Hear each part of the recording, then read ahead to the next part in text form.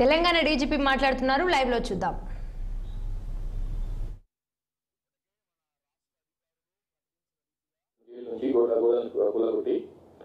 అప్పుడు తను కూడా వెంబడి తప్పించుకున్నాడు. తర్వాత 88లో అది తర్వాత మళ్ళీ మందిరంలో జాయిన్ అయిపోయాడు. 89లో కొన్నాళ్ళ పాటు పార్టీని వదిలి హైదరాబాద్ లో మేషన్ పని చేసిండు. మళ్ళీ 1992లో ఆ పాత అభిరామ్ కేసులో మళ్ళీ అరెస్ట్ అయ్యిండు 1992లో. తర్వాత కన్విక్షన్ అయింది, జైలు జీవితం గడిపిండు ఒక 12 ఏళ్ల పాటు. 15 ఆగస్టు 2004 నాడు ప్రభుత్వం మెర్సీ గ్రౌండ్స్ పైన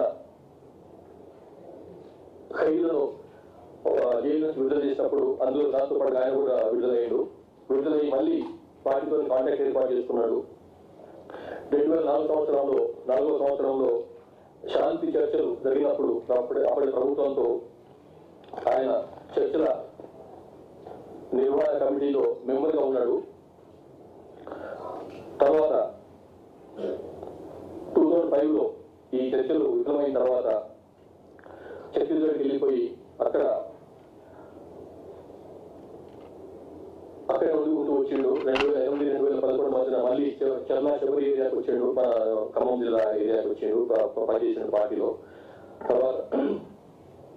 తర్వాత 2012లో స్టేట్ కమిటీ మెంబర్గా అతనికి పదోన్నతి వచ్చి ఆదిలాబాద్ జిల్లాకు సెక్రటరీగా పనిచేసిండు.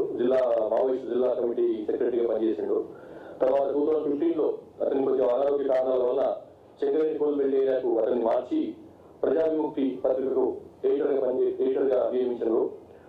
2015 నుంచి ఈనాటి వరకు సింగరేణికోల్బెల్లి ఏరియా తర్వాత తెలంగాణ స్టేట్ కమిటీ ప్రెస్ టీంకు ఇన్ఛార్జ్గా ఉండుకుంటూ ప్రభాకరన్ పేరు మీద ప్రెస్ స్టేట్మెంట్ ఇష్యూ చేస్తుండేవాడు మణిప్రకాష్. ఇతను కూడా 21 అక్టోబర్ పోలీసు అమరవీరుల దినోత్సవం సందర్భంగా గౌరవ ముఖ్యమంత్రి రేవంత్ రెడ్డి గారు ఇచ్చినటువంటి పిలుపును అందుకొని సిపిఐ మావోయిస్ట్ పార్టీ నుంచి తగ్గింపు చేసుకొని